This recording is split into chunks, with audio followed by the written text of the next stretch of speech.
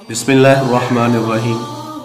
आज मैं आपको माँ की शान, माँ की अज़मत, माँ का मुकाम क्या है उसके बारे में बताऊंगा।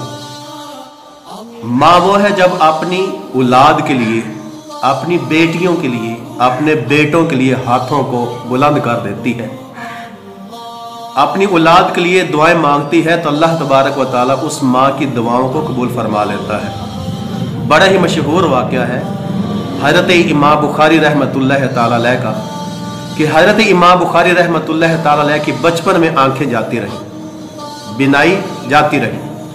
आपकी वालदा को इससे बड़ा सदमा हुआ, दुख हुआ कि मेरे बेटे की आंखें जाती रहीं। आप हमेशा अपने बेटे इमाम बुखारी की बिनाई के लिए दुआएं करती रहती थी। एक दिन इमाम बुखारी रहमतुल्लाह ताला अलैह की वालदा को ख्वाब में हज़रत इब्राहीम अलैहिस्सलाम की ज़ियारत हुई तो हज़रत इब्राहीम अलैहिस्सलाम ने फरमाया कि तुम्हारी दुआएं कबूल हो चुकी हैं, जो तू दुआएं करती थी अपने बेटे के लिए वो कबूल हो गई हैं और अल्लाह तबारक व तआला ने तुम्हारे बेटे को बिनाई अता फरमा दी। ये ख्वाब का मंजर था। चुनांचे जब सुबह हुई तो हज़रत इमाम बुखारी रहमतुल्लाह ताला अलैह की आंखें बिल्कुल ठीक हो चुकी थी, आपकी बिनाई आंखों में वापस आ चुकी थी। माँ जब अपनी औलाद के लिए हाथों को बुलंद कर देती है तो अल्लाह तबारक व तआला माँ की दुआओं को रद्द नहीं करता, बल्कि माँ की दुआओं को कबूल फरमा लेता है।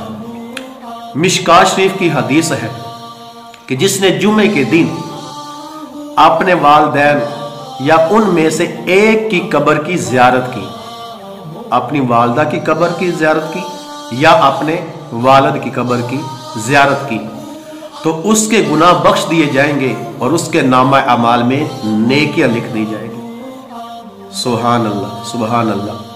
कितनी फजीलत है माँ की कब्र की ज़ियारत करने की। बाप की कब्र की ज़ियारत करने से इंसान के गुनाह जो है वो अल्लाह तबारक व तआला माफ़ फरमा देता है और उसके नामा अमाल में नेकियां दर्ज फरमा देता है। मालूम हुआ कि वालिदैन की कब्र पर जाना इबादत है, सवाब है और गुनाहों का कफ़ारा है और ज़ियारत कबूर हदीस से भी साबित है।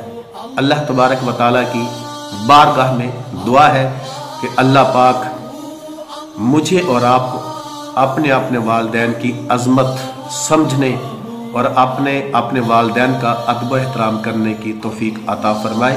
वमा अलैना इल्लल बलागुल मुबीन।